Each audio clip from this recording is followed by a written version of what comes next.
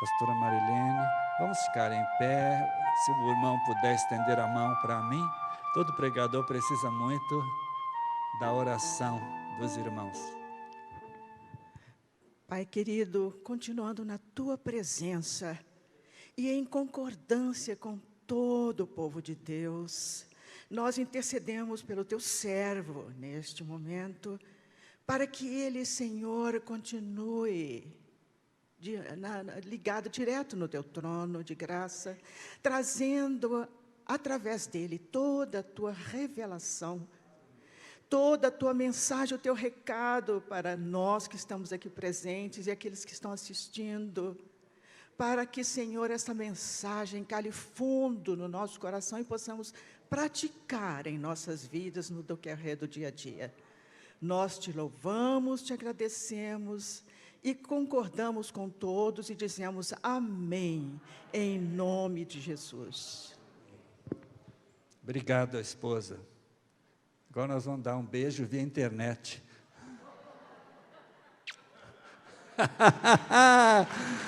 O amor é lindo.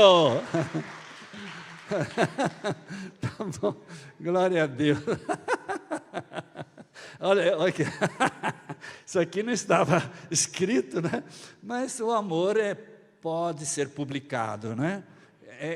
Não é indecente. Ela é minha esposa, estamos beirando já os 50 anos de casados. Está tudo muito bonito, não é? Então, a palavra boa para o nosso coração, pensei bastante na palavra que eu vou trazer aos irmãos nesta manhã. Eu gosto de ser informal, bem simples. Uma das características da obra de Jesus, da palavra dele, era a simplicidade. Então, a simplicidade atinge as crianças, atinge os adultos, atinge todos, não é? E nós vamos ler o texto, e do texto extrairei, não tudo, mas algumas peças. Todo texto tem muitos materiais, vamos dizer isso? Todo texto tem muitos materiais. Eu falei ontem, quando nos reunimos com os pastores, que cada texto da Bíblia é como um canteiro de obras. Temos vários materiais e a gente escolhe alguns para que sejam ministrados. Então, eu escolhi hoje o texto de Romanos, capítulo 10. E fiquemos em pé um pouquinho. E o apóstolo Paulo diz assim aos irmãos, vamos ler a palavra? Ele diz assim: irmãos, o desejo do meu coração e a minha oração a Deus pelos israelitas é que eles sejam salvos. Pois posso testemunhar que eles têm zelo por Deus, mas o seu zelo não se baseia no conhecimento, porquanto, ignorando a justiça que vem de Deus e procurando estabelecer sua própria, não se submeteram à justiça de Deus, porque o fim da lei é Cristo para a justificação de todo o que crê. Mas o que ela diz, quer dizer a palavra? A palavra está perto de você, diga amém? Amém. Está em sua boca e em seu coração, isto é, a palavra da fé que estamos proclamando. Se você confessar com a boca que Jesus é Senhor e crer em seu coração que Deus o ressuscitou dentre os mortos, será salvo, amém? Pois com o coração se crê para a justiça e com a boca se confessa para a salvação. Vocês podem se assentar. Então vamos falar um pouco sobre a pessoa que escreveu isto. Diga, apóstolo Paulo. O Novo Testamento possui 26 livros. 13 deles foram escritos pelo apóstolo Paulo. Vamos falar isto? 13 deles foram escritos pelo apóstolo Paulo. O apóstolo Paulo era uma expressão nas mãos de Deus, porque era um homem muito culto. Deus usou as pessoas à proporção que elas tinham habilidade também. Ele estudou aos pés de Gamaliel, professor particular na época, e ele tinha uma descendência interessante. Ela era descendente de Abraão e fazia parte da tribo de Levi, o Benjamim, se não me engano, tribo de Benjamim, e ele era romano, cidadão romano, por nascimento. Então, em inglês, diríamos que ele tinha dual citizenship, quer dizer, duas cidadanias. Interessante saber disso, para saber por que esse homem falou isso aqui. Fariseu, um homem que dedicava a vida servindo a Deus através dos mandamentos, dos lugares de oração, dos sacrifícios, cumpridor da lei. Então era um homem que estava completo no serviço de Deus. Diga isso, completo no serviço de Deus. Mas tão completo que quando ele soube que os cristãos estavam crescendo muito em Damasco, ele começou a persegui-los em Jerusalém e pediu ao sumo sacerdote: me dá uma carta que eu irei a Damasco, eu vou prendê-los. Eles estavam lá na sinagoga em Damasco, muitos convertidos, judeus, e ele ganhou uma credencial, corajoso ele, deve ter reunido sua equipe, porque ele não iria sozinho, e eu vou prender esse povo do caminho. Eles não eram chamados de cristãos, os do caminho. Eu prenderei homens, mulheres, como já faço em Jerusalém, e os trarei de Damasco para Jerusalém. Não é? E no caminho para lá, perto de Damasco, Jesus apareceu e falou com ele: Saulo, Saulo, por que me persegues? Ele não sabia que perseguindo os cristãos estaria perseguindo a Jesus. E muita gente por aí não sabe disso, e vai ter que se acertar com Jesus. Ele caiu, ficou cego. Não vou continuar a história, mas Ananias orou por ele. Aí caíram como que umas escamas dos seus olhos, ele voltou a ver, e foi a sua grande experiência com o poder de Jesus. Ele foi salvo naquela hora, perdoado dos seus pecados. Então ele voltou para Jerusalém, ele foi apresentado aos discípulos e começou a pregar.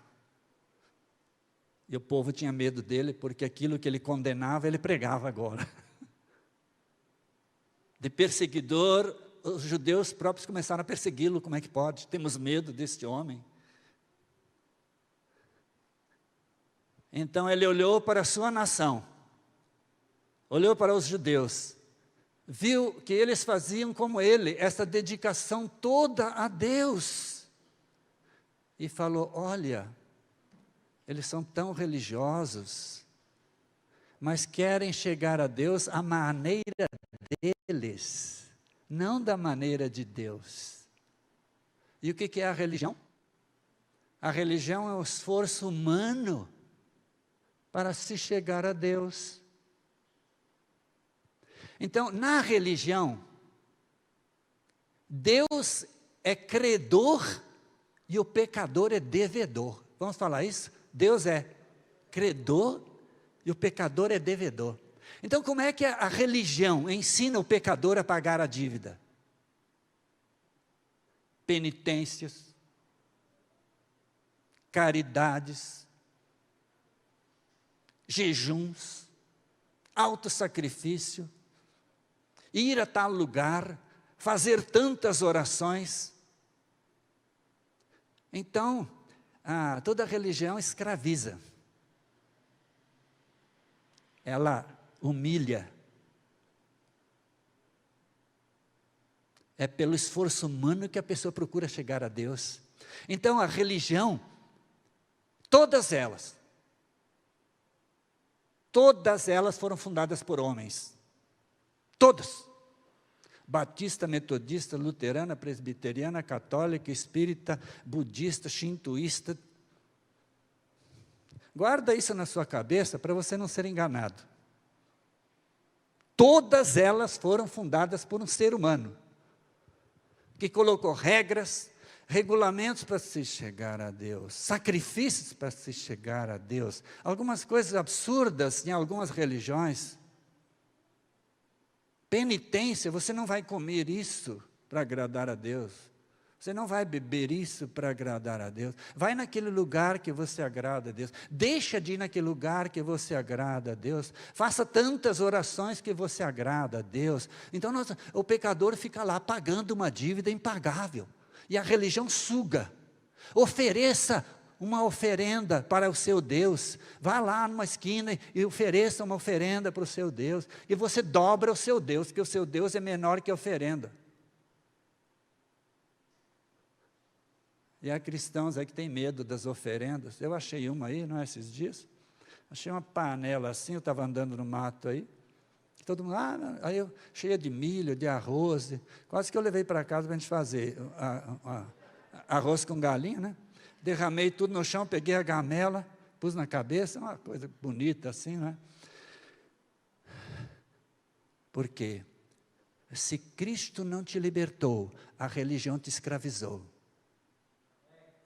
Vamos aplaudir ao Senhor Jesus?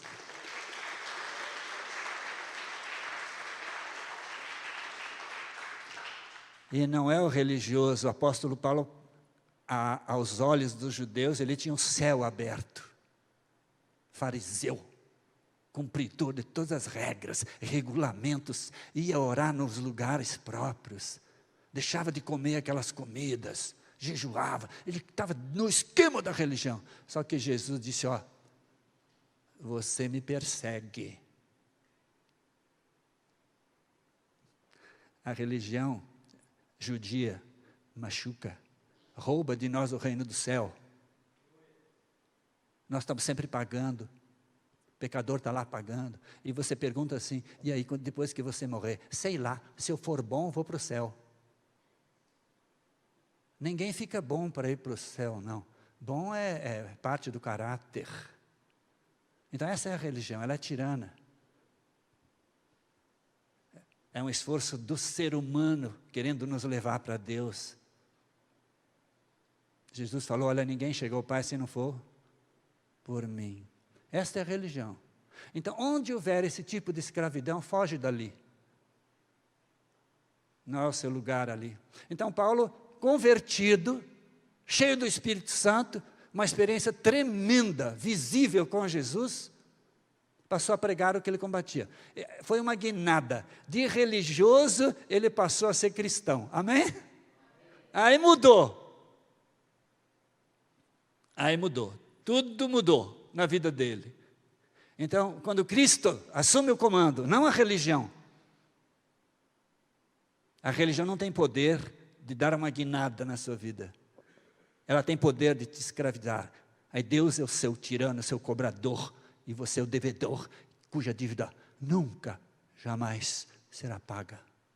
Seja qual for a religião, não há poder no que fazemos para substituir o sacrifício de Jesus. O padrão de Deus é muito elevado. E quem satisfez o padrão de Deus foi seu Filho Jesus Cristo. Então, isso é religião. Religião escraviza. Mas você vai dizer, por que há tanta religião no mundo? Porque o ser humano é orgulhoso e soberbo. Ele tem a síndrome de querer dominar os outros e ser como Deus. Agora, segundo item, o que é um cristão? O que é o cristianismo? O cristianismo não é uma religião por ser um movimento de cima para baixo. Vamos dizer isso? Vamos ler isso? O cristianismo não é uma religião por ser um movimento de cima para baixo. A religião é um movimento de baixo para cima. Eu vou me esforçar para Deus me aceitar. eu vou me penitenciar, eu vou deixar de comer aquilo que eu gosto, eu vou deixar de beber, eu vou deixar de ir ali, eu vou fazer, eu vou machucar o meu corpo. Eu vi uma vez um programa cuja religião mandava as pessoas se açoitarem. Então, as pessoas com as costas todas feridas, sangrando, e tão concentradas que estariam agradando a Deus. Então, o apóstolo Paulo diz assim, ó, irmãos, o desejo do meu coração e a minha oração a Deus pelos israelitas é que eles sejam salvos. Tão religiosos. E muita gente está dizendo que Israel vai ser salvo de qualquer maneira. Paulo não fala isso. Fala outra coisa, no meu entender. Eles terão que vir a Cristo. Deus não abre mão. Não existe uma válvula que escape para o céu fora Jesus, não é? Faz um desvio. É como nas represas, não é? Os peixes não sobem, então eles fazem uma água que sai fora da rota ali, e eles podem subir e voltar para a represa. Não, para ir para o céu não dá para entrar pela mãe dele. A mãe de Jesus. Para ir para o céu, não dá para entrar pelo pastor. Não dá para entrar por outro caminho, de alto flagelo. Então, o cristão é o resultado da ação poderosa de Jesus Cristo em sua vida. Amém, meu querido? Não é do que eu faço, mas é daquilo que Deus fez.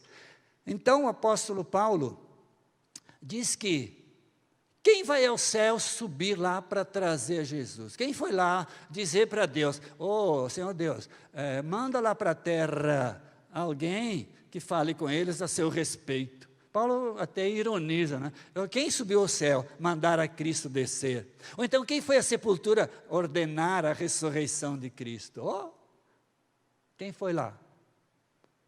Isso é propósito de Deus.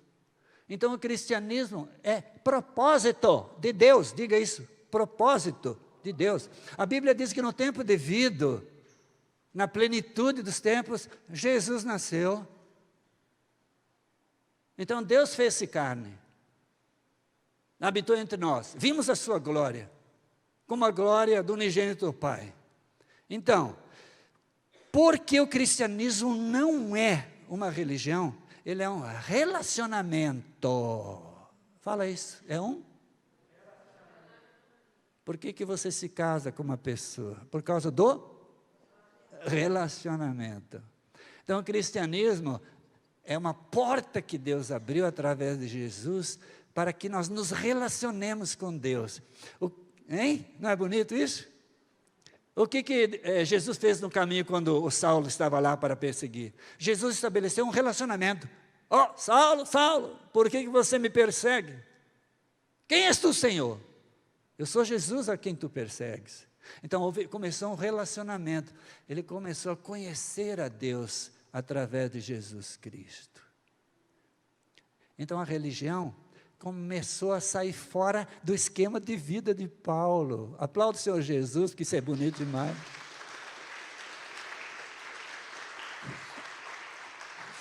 Quando você deu a vida a Jesus, a religião ficou de lado e Jesus foi entronizado. Aleluia, mãe. Ei, irmão! Mas aí, Paulo dá a receita de como se forma um cristão. Eu acho isso maravilhoso, não é? Ele diz assim, se você disser com a boca, Jesus é Senhor, e crer no coração que Deus o ressuscitou dentre os mortos, você será salvo. Qual é a receita para ser um cristão? Confessar com a boca que Jesus é Senhor. Eu vou explicar isso. E crer no coração que Deus o ressuscitou dentre os mortos. O que quer dizer isso? Eu fui pesquisar isso, eu achei tão bonito. Por isso que eu falei para vocês que o apóstolo Paulo tinha duas cidadanias. A primeira era judaica. Sabia tudo de lei e de religião. E a segunda ele era romano de nascimento. Então, quando o apóstolo Paulo falou assim, presta atenção que agora é o pulo do gato. Quando ele falou, se com tua boca confessares ao Senhor Jesus, ele usa a palavra Senhor, ele usa Curios. Curios era a palavra para o imperador romano. Presta atenção, que lindo. Era a maior autoridade do planeta Terra na época.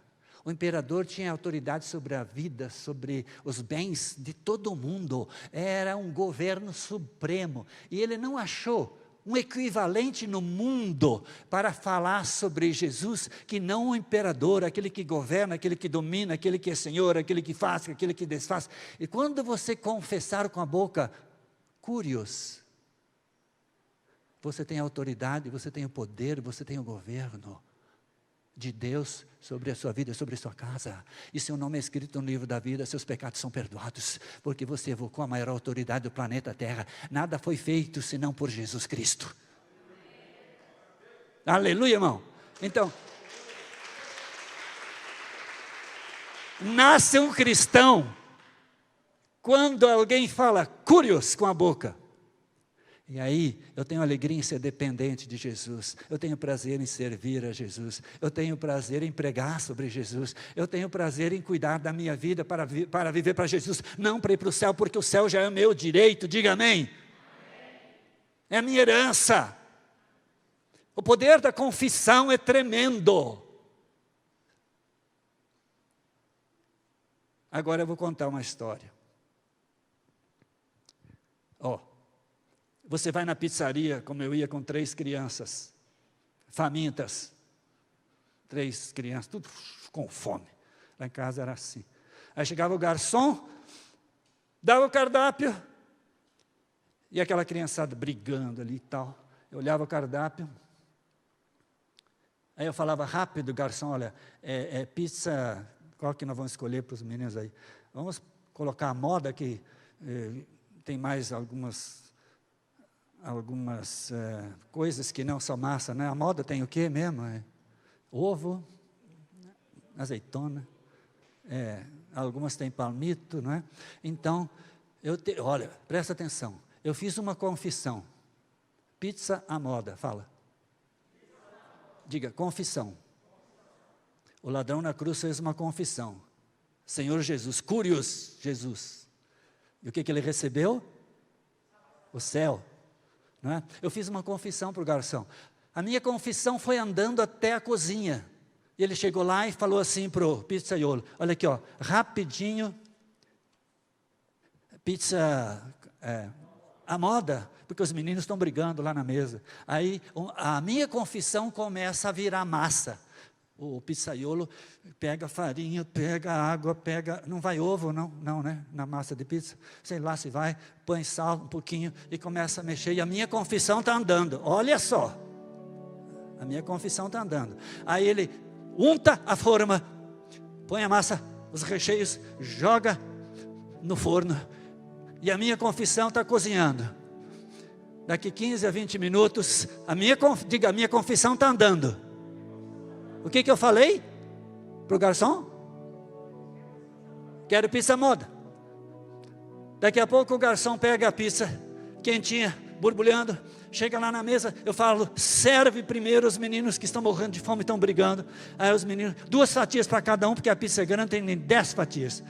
Então os meninos começam a comer, a minha confissão está entrando na barriga deles. Amém, irmão?